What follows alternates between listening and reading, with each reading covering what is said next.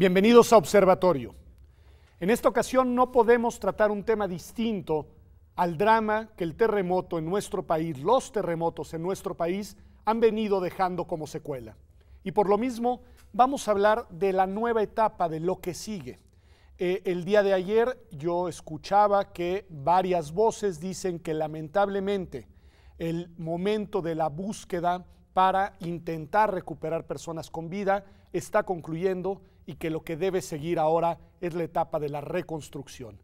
Pero me gustaría que me ayudaran a entender de qué estamos hablando, Rodrigo, de qué estamos hablando, Pablo, cuando hablamos de la necesidad de reconstruir.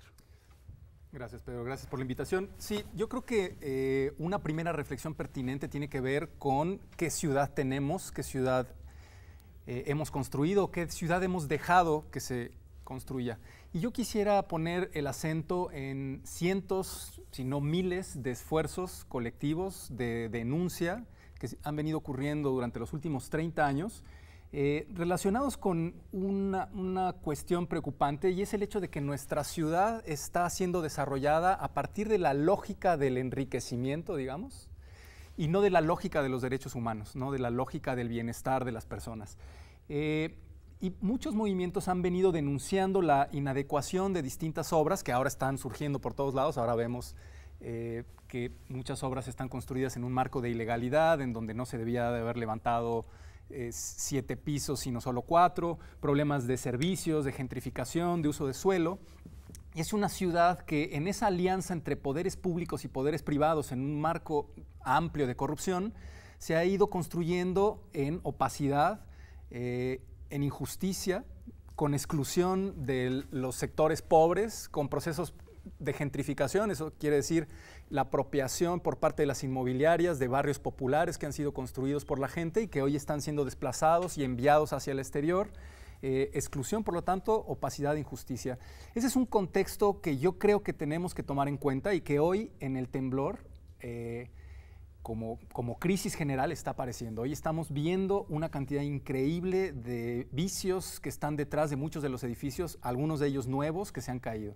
Entonces yo no quería dejar de señalar esto porque me parece que es un contexto conveniente que apunta hacia la ciudad, no hacia otras localidades que habría que también ir incluyendo, que ahora Morelos, lo retomamos, Puebla, porque pero no podemos quería centrar olvidar nosotros este entidades tema. que están afectadas. Pero a ver, me gustaría, Pablo, ¿cuál es, digamos, desde tu punto de vista, la reconstrucción de ese contexto? O sea, Rodrigo nos advierte que debemos pensar la reconstrucción desde una perspectiva que se haga cargo de lo que hemos venido haciendo mal y coloca, si no me equivoco, a lo social y a los derechos de las personas en el centro de su preocupación. Entiendo que esa sería tu propuesta de eje reconstructivo, digamos, ¿no? Claro, en tu caso, Pablo.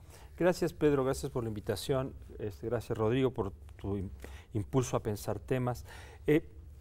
Bueno, yo quisiera primero señalar, obviamente tiene mucho sentido hablar de reconstrucción, pero quizá habría que pensarlo en el contexto de la construcción continua de nuestra vida social, donde obviamente el territorio tiene una importancia muy grande, no solamente el territorio urbano o el territorio de una ciudad, sino la vinculación que pueda, los diferentes usos del territorio en poblaciones que no son la Ciudad de México, poblaciones que están en el entorno y que se vieron afectadas, y algunas no tan cercanas a la Ciudad de México, en los terremotos, en los sismos anteriores, en el mes de septiembre, en Chiapas y en Oaxaca, y en fin, en cómo en esta comunidad, este país, estamos haciendo diferentes usos, diferentes apropiaciones, diferentes no apropiaciones, como decía Rodrigo, del territorio, ¿no?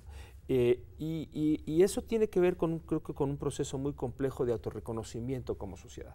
No es un tema que solamente tenga que ver con qué hacemos, sino cómo nos percibimos, ¿no?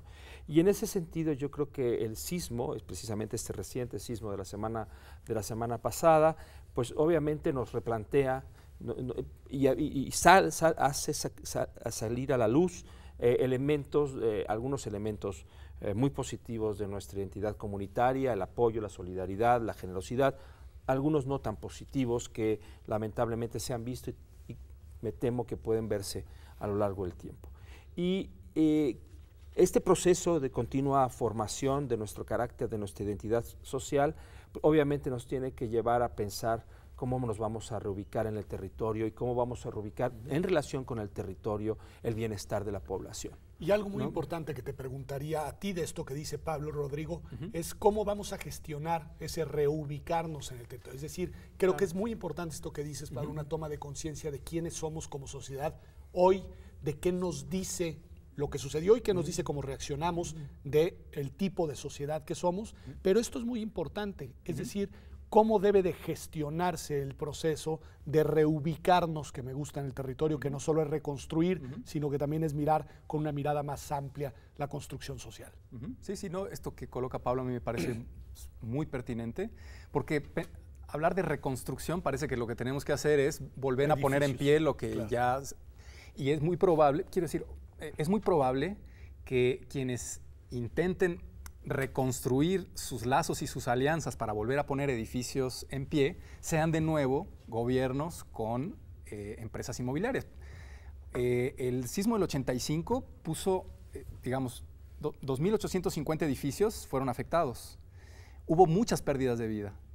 Sin embargo, en esta hay menos pérdidas de vida, pero tenemos 3.848 edificios afectados. Eso es, digamos, las inmobiliarias se estarán relamiendo los bigotes porque eso significa espacios para volver a construir, para reconstruir.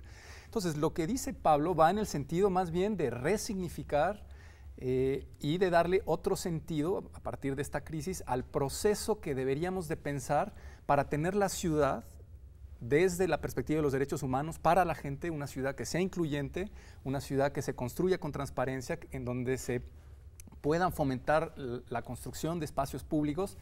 Y eso, desde mi punto de vista, atraviesa el eje de los derechos humanos. Yo creo que los derechos humanos son una orientación clave para pensar en la ciudad que queremos. Tenemos el derecho a la ciudad, que además está hoy ya en nuestra Ley General de Asentamientos Humanos como un criterio fundamental, como un principio, y tenemos todos los derechos que están en la Constitución.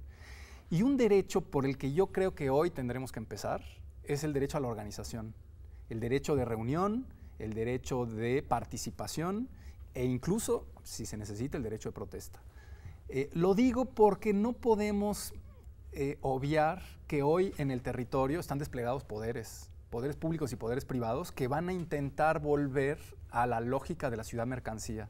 Me parece muy interesante porque tu enfoque de los derechos humanos no lo esperaba de manera distinta y además tú sabes que lo comparto en buena medida, pero tú sueles problematizar estos mismos temas desde otra perspectiva, desde la perspectiva de la gestión, por ejemplo, de los recursos, de algo que va a ser muy importante, porque además, pues cuáles van a ser las lógicas que van a ir imponiendo, por ejemplo, los costos y los precios de la reconstrucción.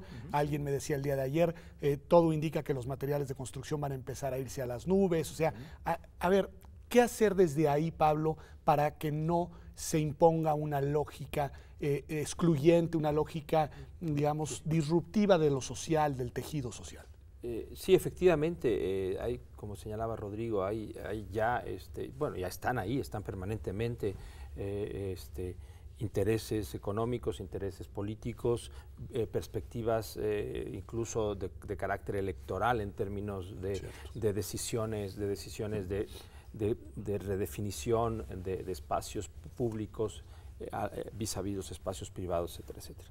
Pero yo creo que antes de utilizar un término quizá un poco raro, antes de juridificar la reflexión y empezar a trabajar en términos de derechos de propiedad vis a vis derechos humanos o derechos de propiedad o gestión pública basada en una obligación de orientación, dirección por parte del sector público, gubernamental o una lógica de mercado, me parece que particularmente la universidad, particularmente nuestro contexto, no debe de perder, y al contrario, debe de reforzar su función de espacio de difusión de conocimiento. Esto es datos, hechos, o sea, poder hablar en términos de qué es lo que está ocurriendo, cuáles son demandas, cuáles son situaciones que obviamente, como decía hace un momento, el sismo de esta semana, de semana pasada nos sacó a la luz, pero que por ejemplo ya estaban en el debate constitucional de la Ciudad de México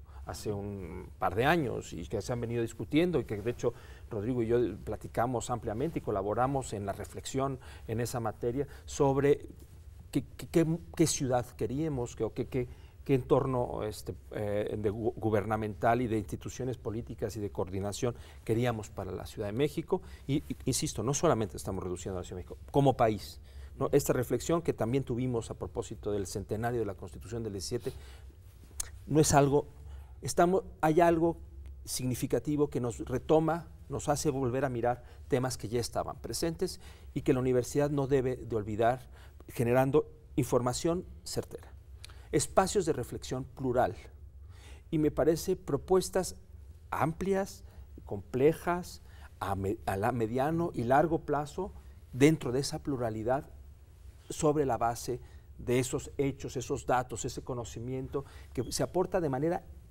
digamos, interdisciplinar por todos los campos de reflexión universitaria, ¿no? Para cerrar este bloque, tu reacción a este punto en concreto, sí me gustaría escuchar cuál es tu visión de la misión de la universidad que Pablo va delineando en esta reflexión. El papel de la universidad es fundamental en este momento. Están volteando la sociedad civil, Estado, incluso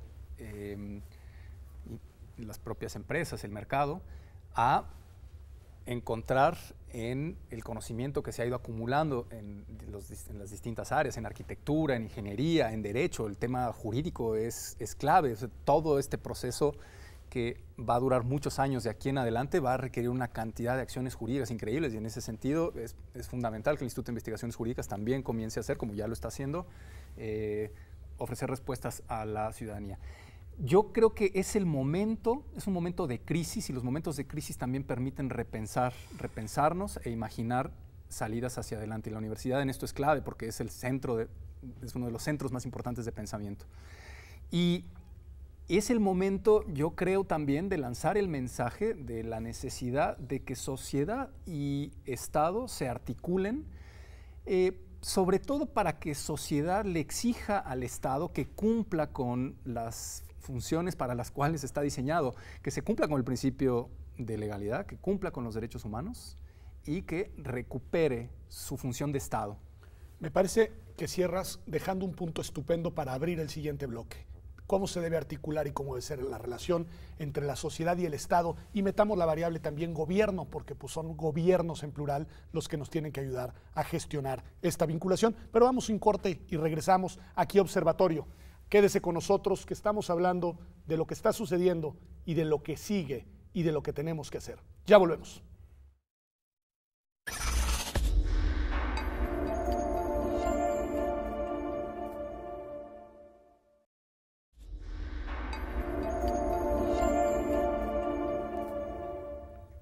Ya estamos de vuelta aquí en Observatorio. Estamos hablando de qué hacer para gestionar la crisis en la que la catástrofe nos metió.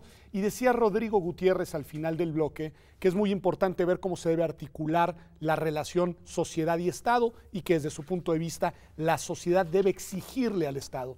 En 1985, Pablo, se dijo mucho que cambió no solamente obviamente la faz de la ciudad después del terremoto, sino también las dinámicas de la vida política, que surgió una sociedad civil distinta a la que existía antes, y que el Estado se vio rebasado por esa sociedad, y que eso en buena medida fue uno de los factores que aceleró la última etapa de la transición hacia la democracia en México.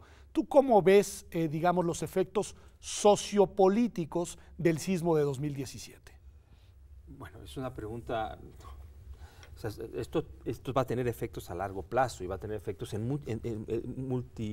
muchos elementos, en muchos factores de la organización social en México, ¿no? Entonces me costaría mucho trabajo decir y tratar de especificar dónde van a verse efectos, pero claramente yo lo que sí veo son dos condiciones, al menos, o tres condiciones, tres elementos que son los que creo que nos van a plantear la línea las líneas sobre las que van a correr estos efectos, y que son muy distintos a los del 85, que realmente no son, estamos hablando de un país distinto.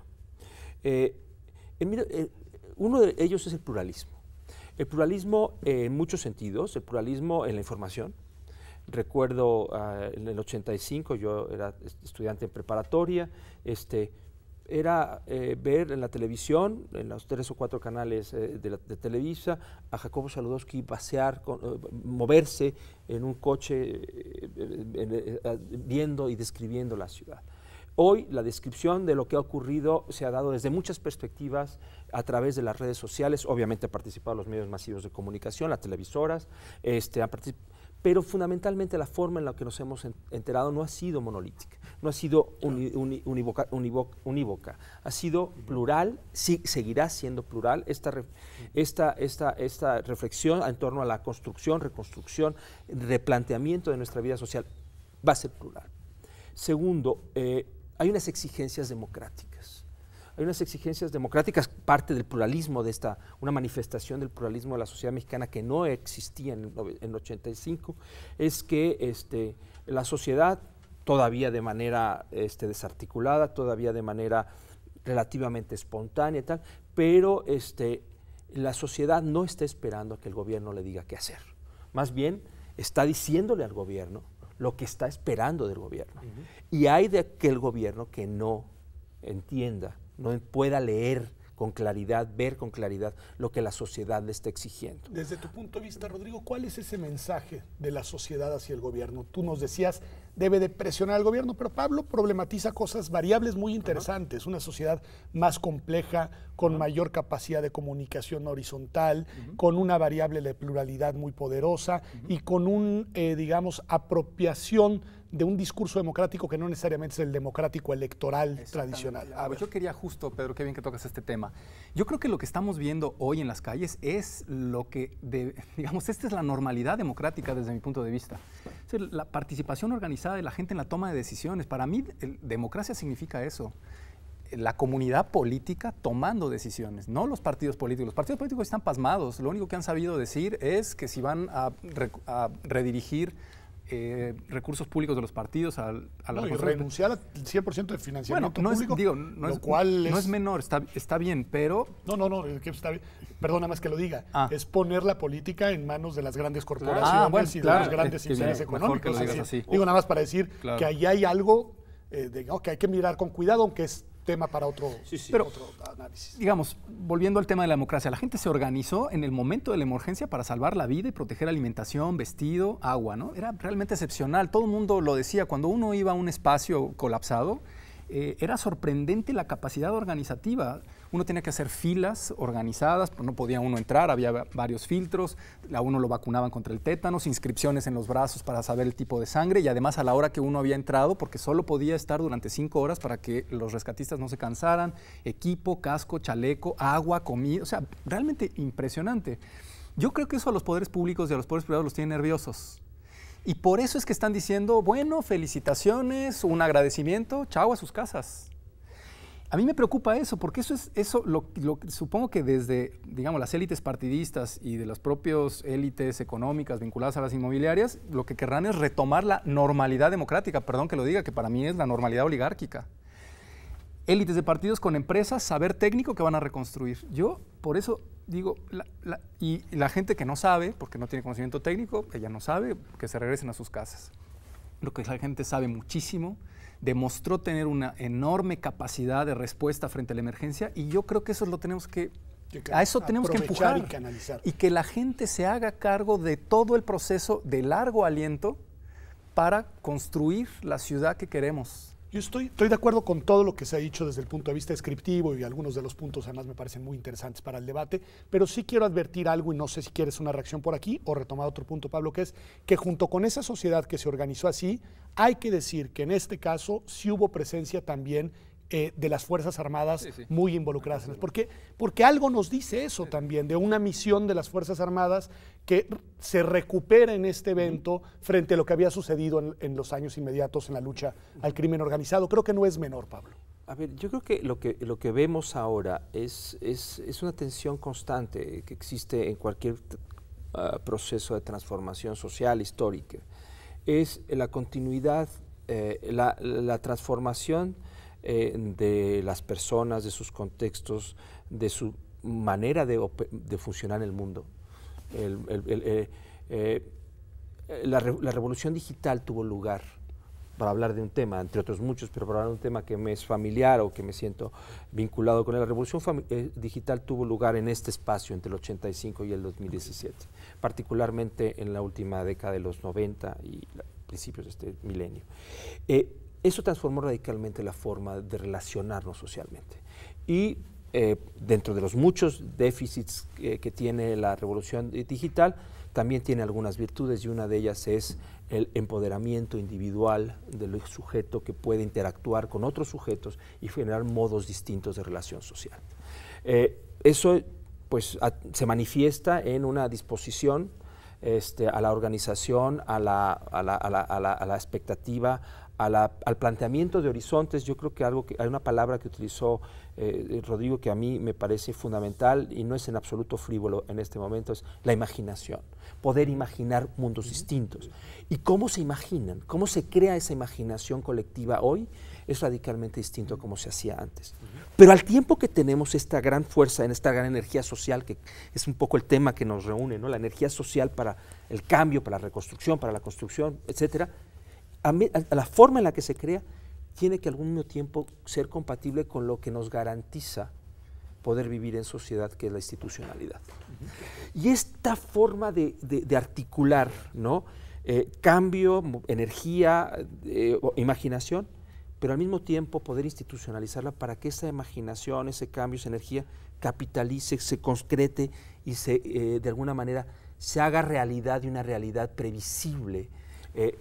Me parece un gran tema. Tu reacción, porque sí es importantísimo lo que nos está diciendo Pablo, para esta construcción de la reflexión que están haciendo ambos, decir, a ver, ¿y cómo hacemos, con qué institucionalidad es con la que debemos de articular esta energía social? Desde mi punto de vista, bueno, el Estado de Derecho, o sea, el Estado social y democrático de derecho, no cualquier Estado de derecho. Desde mi punto de vista, el Estado social y democrático de derecho, que tiene una serie de principios fundamentales, como son, obviamente, pues la protección de la vivienda, de la salud, de la alimentación, del agua. O sea, hoy tenemos que pensar una ciudad que garantice a las personas que viven en ella todo este conjunto, o sea, este acceso a este conjunto de bienes que además están establecidos en la Constitución y están establecidos en las leyes.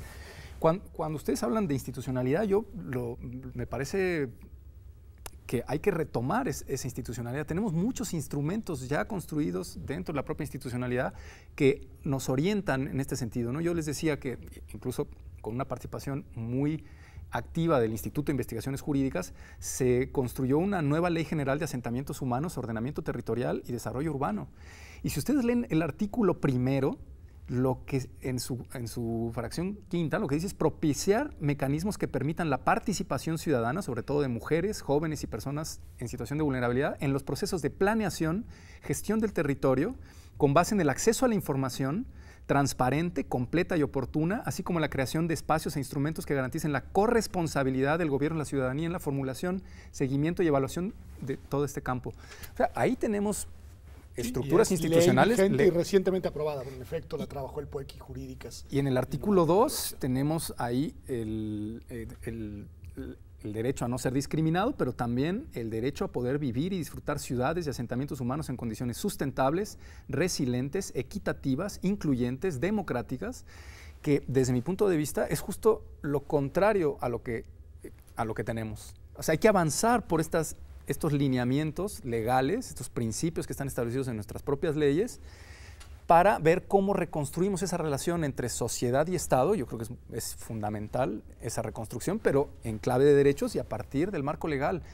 Es que el problema es que el marco legal, quiero decir, esta ciudad se está construyendo en un marco de ilegalidad, de opacidad, sin transparencia, excluyente, bueno, cosas que ya dije, ¿no? Pues sí, pero me parece muy importante que las hayas vuelto a decir con la ley en la mano y que las digas además con una legislación que en efecto es muy reciente. Esta legislación, si no me equivoco, es del año pasado y está orientada no solamente a la Ciudad de México, sino a lo que decía Pablo Larrañaga, que es hacia una visión de desarrollo, digamos, más amplio del ordenamiento territorial en un país con las diversidades y variedades del nuestro. Pero esto da para mucho y da para seguir discutiendo y da para seguir pensando juntos, porque además los problemas que enfrentamos no son de corto, sino que van a ser de mediano y de largo plazo. Pero antes vamos a un corte para seguir pensando también con usted aquí en Observatorio Semanal. Regresamos.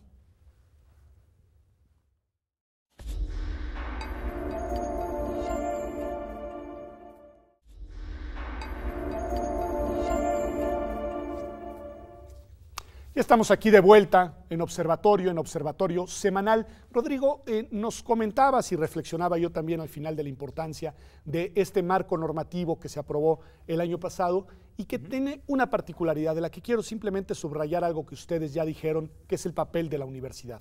Obviamente a las leyes las aprueban los legisladores, que son quienes tienen las facultades y la legitimidad democrática para ello, pero muchas veces se allegan de reflexiones y de opiniones que provienen de otras fuentes. En este caso concreto, me consta que tanto el Instituto de Investigaciones Jurídicas de la UNAM, como bien dices, como el Programa Universitario de Estudios de la Ciudad, jugaron un papel muy relevante en la confección de este contenido normativo. Y les pediría, Pablo, que retomáramos esto del papel de la universidad. ¿Qué puede hacer la universidad? ¿Qué debe hacer la universidad? Como este, que es un ejemplo legislativo, pero la universidad es mucho más que leyes. La verdad es un tema que es muy vasto y que quizá valdría la pena que lo reflexionáramos en diferentes ocasiones, ¿no? Pero comentábamos, ¿no? el factor del pluralismo que ha modificado radicalmente la sociedad mexicana, pero la sociedad en general, al mundo. Yo creo que una de las cuestiones que la UNAM y que creo que todas las universidades están abocadas a hacer es por un lado, a representar, a fomentar, a hacer que ese pluralismo florezca en sus mejores formas, ¿no? que la variedad de aproximaciones al mundo, a las concepciones del mundo, a las opiniones variadas en materia cultural, en materia política, etcétera, encuentren un espacio. Eso es una función de la universidad, me parece irrenunciable. Pero por otra parte, en esta naturaleza institucional de las universidades, también está el organizar de alguna manera este pluralismo. Organizar no significa cooptar o encasillar, pero sí tratar de que la relación de las diferentes ideas, diferentes concepciones del mundo, etcétera, etcétera, genere nuevas ideas, ideas que constituyan conocimiento. Y esa es la función de la universidad. Ahora, en este contexto específico que estamos enfrentando en México debido a estos sismos, ¿qué conocimiento? La pregunta sería hacia qué tipo de conocimiento debe la universidad promover. Primero, yo creo que es un conocimiento obvio, como tal, como conocimiento, tiene que estar basado en la veracidad, o sea, en la objetividad, en la demostración, en la corroboración, en la verificación de datos. Muy bien. Me parece que eso es un elemento fundamental. Segundo, es un conocimiento que debe vincularse, me parece, con los principios, ser útil, vinculado con los principios que señalaba Rodrigo, ¿no? Con los principios democráticos, constitucionales, vinculados con derechos humanos, o sea, con los principios, utilicemos el término, los principios morales, con los que cualquier universidad debe estar vinculada y debe estar comprometida. Lo cual obvio, conocimiento y principios morales, ¿no? Y luego la tercera parte es servicio social, o sea, lo que sea realmente útil, ¿no? Lo que realmente responda a necesidades específicas, concretas de su comunidad. Creo que no hay, es muy oportuno el lema que está la universidad, con el que se está vinculando la universidad en los últimos meses o años, la Universidad de la Nación.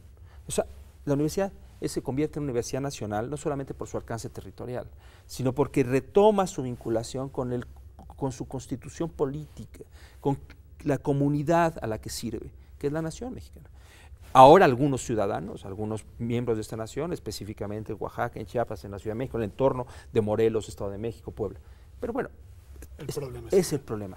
¿No? Rodrigo, una reacción a esto que me parece muy importante. Sí, bueno, yo creo que la universidad, pues su función principal es la de pensar y lo decía Pablo. Con creatividad. Exactamente, con imaginación. Encontrar las salidas imaginativas en un sentido potente. Ahora es cuando necesitamos justamente imaginar qué ciudad y qué entornos de vida son los que queremos. Y la universidad, yo ya lo había dicho, tiene una riqueza increíble. Eso nos exige convocar a foros interdisciplinarios, multidisciplinarios, con los arquitectos, con los ingenieros, con los economistas, con los sociólogos. ¿Quiénes son los interlocutores de estos foros, de estos diálogos? Es decir, ¿cómo lograr que esto que sucede en la universidad no se quede en la universidad, sino que tenga esa vocación de incidencia social que dice Pablo? Y este era mi segundo punto. Eso tiene que hacerse en relación con el exterior, o sea, fuera de los cubículos, hay que ir al campo. O sea, hoy es el momento en el que los universitarios tenemos que salir. O sea, quiero decir, también pensar requiere tiempo, pero sí es un momento muy importante en el que deberíamos de establecer puentes de comunicación muy intensos. Yo diría en primer lugar con la sociedad organizada y por supuesto también con Estado e incluso con actores privados y que están en el mercado. O sea, creo que forman evidentemente parte de la sociedad, pero para mí hoy lo más importante es tejer esas relaciones con quienes con las víctimas, digamos, que están padeciendo en el territorio los problemas. Hay que ir ahí, entenderlo para poder pensarlo mejor y que la universidad regrese conocimiento concreto que ofrezca soluciones y salidas imaginativas. Pablo, ¿cómo lograr eso? Que me parece muy bien, que coincido con ambos, y al mismo tiempo atender las urgencias. Porque esto que dice Rodrigo es muy cierto, pero también esta reflexión a la que los dos nos invitan, creativa, imaginativa y comprometida, pues también lleva un tiempo entre otras cosas también de autorreflexión, de digerir, tú lo decías hace rato muy bien, esto no es en inmediato, hay que irlo procesando, y sin embargo hay urgencias. Hay que reparar el barco mientras navega, o sea, eso es la naturaleza de la vida social. No para al mundo y le dice, bueno, ahora voy a como Mafalda, ¿no? Para en el mundo no se para, el mundo sigue la relación. Pero yo creo que lo primero que tenemos que hacer, y eso lo digo no de una manera demagógica, es primero abrirnos a lo que ha ocurrido, los universitarios ser muy reflexivos sobre qué es lo que tenemos a mano para poder trabajar. Comentaba yo, ¿no? Algo que a mí me es familiar, las herramientas digitales, por ejemplo. Creo que en este momento la universidad tiene un espacio, una ocasión, un buen momento, para explotar su capacidad, por ejemplo, de comunicación a través de medios digitales con la comunicación, con la sociedad. Ojo, comunicación bidireccional. O sea, no se trata de que la universidad solamente diga lo que piensa o los universitarios digamos lo que pensamos, sino que también escuchemos y permitamos que nos digan lo que piensan otros miembros, otros componentes institucionales o no institucionales de nuestra vida comunitaria. Otro de los elementos que me parece muy importante es entender que esa comunicación está vinculada con la función de la universidad en el conocimiento, en la realización de valores sociales profundos, pero también en el servicio público. O sea, la universidad, este país creó esta universidad para llegarse de servicios educativos, pero también de servicios de información, de comunicación, de coordinación. Por ejemplo, en el Instituto de Investigaciones Jurídicas, como ustedes saben, hemos estado trabajando de manera intensa en tratar de generar una plataforma digital de atención, de asistencia a situaciones de naturaleza jurídica, ¿no? Generadas por los sismos de 2017. Esa es una medida que obviamente estamos pensando que responda a necesidades específicas, pero también estamos pensándola con una vocación de permanencia, con una vocación de dar un salto en el propio instituto, en una reflexión colectiva como investigador, como comunidad académica, de decir, bueno, tenemos que replantearnos y encontrar vías, medios para ser más útiles a la sociedad a la que nos debemos, ¿no? Esta es una medida, hay otras medidas que está tomando el instituto y que estoy seguro que están tomando, algunas no las conozco, pero que están tomando otros institutos, centros, facultades, e incluso pues, la rectoría y la dirección general de la universidad. A ver, Rodrigo, ¿quieres decir algo? En urgencia.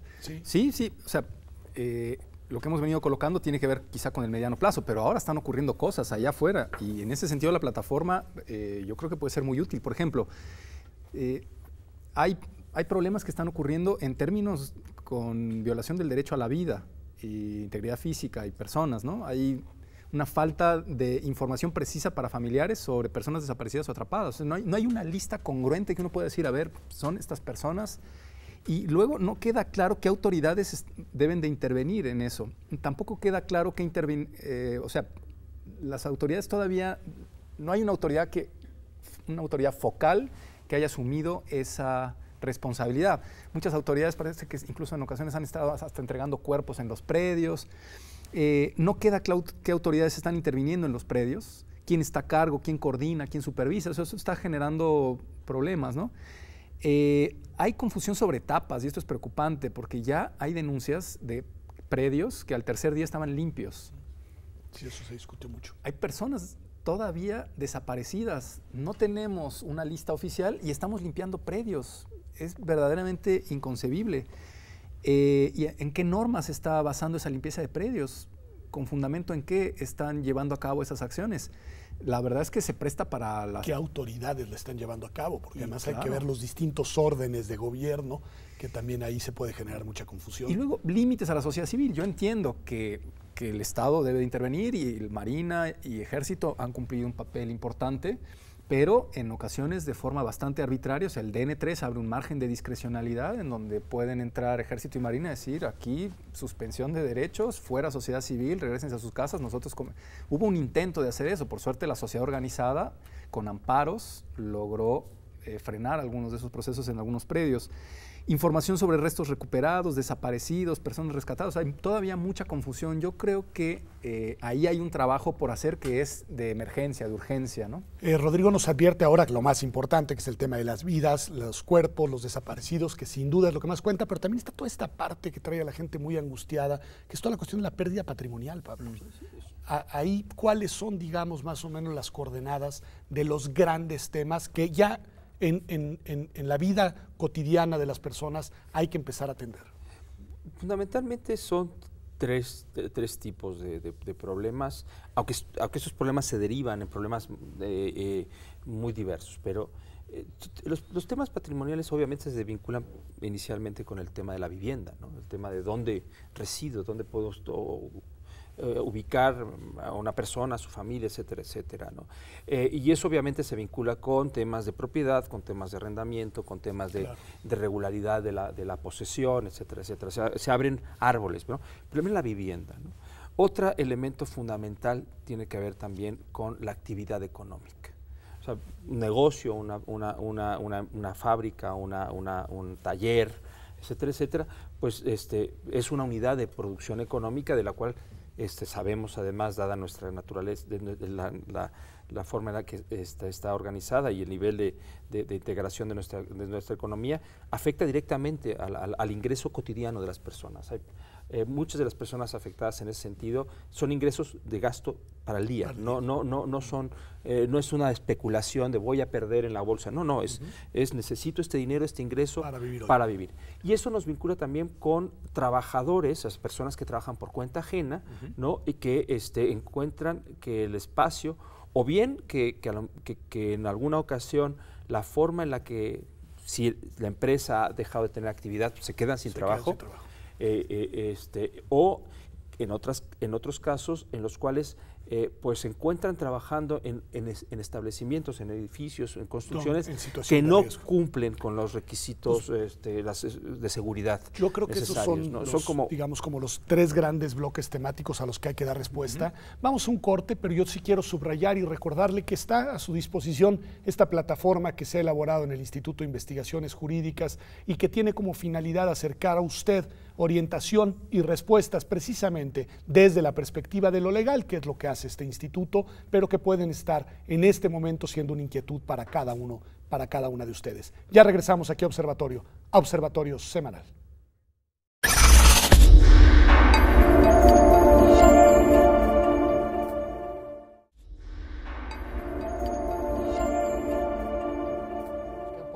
Estamos de vuelta aquí en Observatorio Semanal.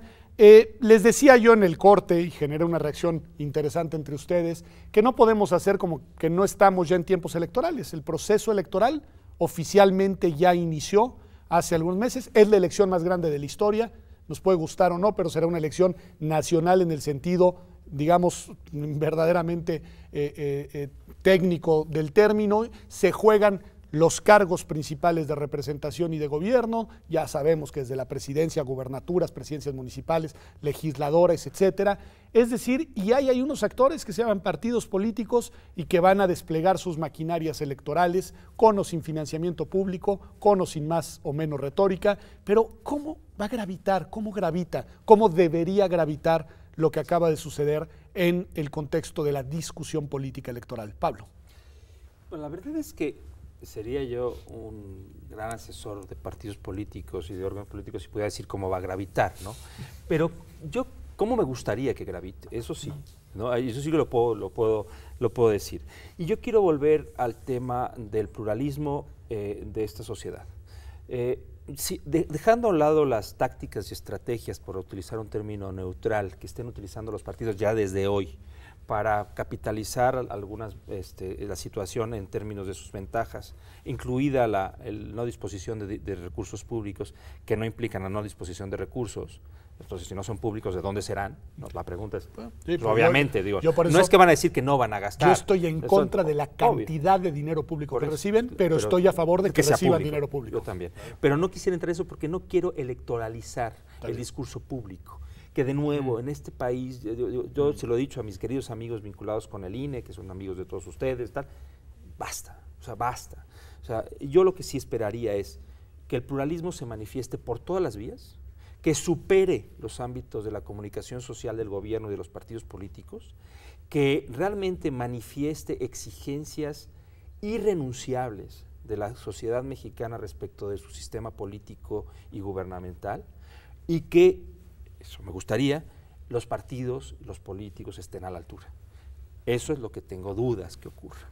Pero al menos que la exigencia sea de manera inevitable, una exigencia que cambie el control del juego político desde los partidos hacia la sociedad y que la sociedad imponga las necesidades y los requisitos de una vida comunitaria. Rodrigo, nueva. Me temo que vas a estar muy de acuerdo, entonces no sé qué vas a agregar, pero claro, te doy la palabra. No hay mucho que agregar. No, bueno, solo recordarnos que la política la hace la gente, la política no la hacen los partidos. O más bien, la política la debería de hacer la gente. Los partidos han capturado, han cooptado la política, la han convertido en un debate de élites y han intentado excluir en el mayor porcentaje posible a la ciudadanía organizada. Desde mi punto de vista, lo decía al comienzo del programa, democracia significa participación organizada de la gente en la toma de decisiones. Y eso es lo que hoy no ocurre. Hoy lo que ocurre es élites partidistas tomando decisiones con muy estrechos vínculos con élites económicas, en el caso de la ciudad, élites inmobiliarias. Yo creo que ojalá que esta terrible experiencia nos sea, digamos, el disparador para repensar también el tema de la política y de la democracia en este país. Y que vayamos cobrando conciencia que no solo en el campo de la reconstrucción de la ciudad, sino en general, tendríamos que ir pensando en otras alternativas a la democracia partidista, que yo creo que, lo decía hace unos minutos, se parece más a una oligarquía que a una democracia en el sentido clásico de la palabra. Ahora, de todos modos van a haber elecciones y van a haber partidos compitiendo y van a haber candidatos y van a haber... O sea, desde la perspectiva de esta visión que ustedes plantean, cuando dices, Pablo, hay que participar de muchas vías, también hay que participar de esa vía, es decir, hay que integrar desde ahí también gobiernos y luego tejer esta relación de estrecha, digamos, exigencia desde la sociedad hacia el gobierno. Sí. ¿Sí? Y además, pues yo quería apuntar una especie. Yo tengo la fortuna de trabajar con gente que prácticamente todos podrían ser hijos míos. Prácticamente todos son de otra generación. Eso me da muchas oportunidades de ver cosas que otras personas quizá no pueden ver. Yo trabajo casi todo con millennials, con los famosos millennials. Y hoy, ¿no? Curiosamente, aparecen los millennials como si los millennials, mira, fueron solidarios. Los millennials, mira, se organizaron. Pues, no sé quién tenía dudas de que eran solidarios, no sé quién tenía dudas de que tenían capacidad de organización. Se organizan de otra forma y se organizan para otros fines. Es importante. Pero son elementos fundamentales de cambio. Estas elecciones del 2018, mi esperanza está puesta en ellos, en gente que tiene capacidad de imaginar cosas que nosotros como generación no supimos hacer o hicimos algunas cosas, hemos logrado algunos puntos, Pero ahora mi gran esperanza está puesta en que ellos, gente joven, comprometida, con otras formas de ver, en esta visión plural del México, en esta visión donde el género está siendo dinamitado por esta visión mucho más horizontal de la sociedad, donde hay una integración del México urbano con el México rural, donde hay una integración territorial y también una integración en términos de niveles socioeconómicos, de ingresos, etcétera, etcétera, nos va a presentar opciones totalmente distintas. Estas personas van a actuar a través de los canales democráticos. Una votación donde hay una enorme participación de los jóvenes que ven el mundo diferente, eso es lo que va a cambiar, creo yo, ahora, el escenario que hemos visto hasta ahora. Me interesa mucho, estoy de acuerdo, me parece además que hacia allá es hacia donde hay que estar pensando, pero al mismo tiempo tiene que haber receptores del otro lado, porque tiene razón Pablo. Esta participación, esta organización distinta, estos temas que además son temas todos de punta, digamos, en los cuales desafían el status quo tradicional en muchas materias, si no tiene una interlocución del lado de los actores políticos institucionalizados, ¿hacia dónde se va a canalizar, Rodrigo? No, pero es que yo creo que es que al interlocutor hay que construirlo. ¿Qué quiero decir con esto? Que los partidos tienen sus agendas. Si no se construye una fuerza social lo suficientemente potente como para lograr que esos partidos cambien sus agendas, miren, entonces no lo vamos a, quiero decir, mandando twitters y que comparto, o sea, la potencia desplegada de la juventud en el territorio en este país fue organizada, increíble. Eso se tiene que, desde mi lectura, eso se tiene que construir, se tiene que convertir en un poder político. No un poder político en el sentido partidista, una fuerza social que logre que el interlocutor mire. Porque si no, va a ser muy difícil que efectivamente miren, van a reconstruir sus agendas en el sentido que a ellos les interesa y van a seguir por donde saben ir. Entonces yo por eso insisto, yo creo que para mí la consigna en este momento es organización para crear fuerza social plural que logre interpelar al ámbito hoy de la política institucionalizada. Si no tenemos esa potencia social, no nos van a escuchar, no nos van a mirar y van a continuar haciendo lo que han venido haciendo.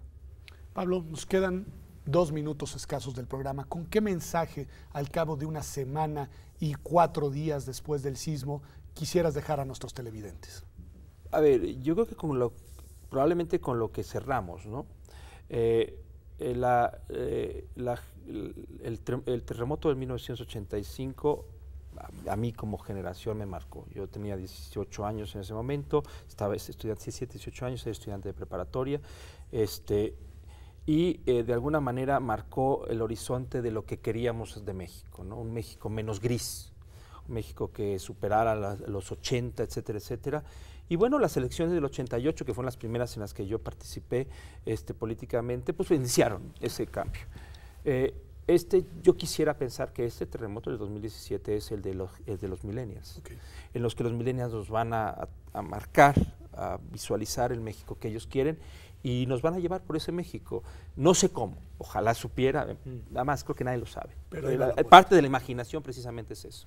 Rodrigo, minuto y medio. Bueno, solamente muy bien millennials, pero no olvidar la memoria. Hubo movimientos organizados en el 85 que lograron expropiación de predios en esta ciudad para la construcción de vivienda popular, de tal forma que los pobres no quedaran excluidos de esta ciudad. Eso creo que o sea, no hay que dejar de mirar también lo que han hecho.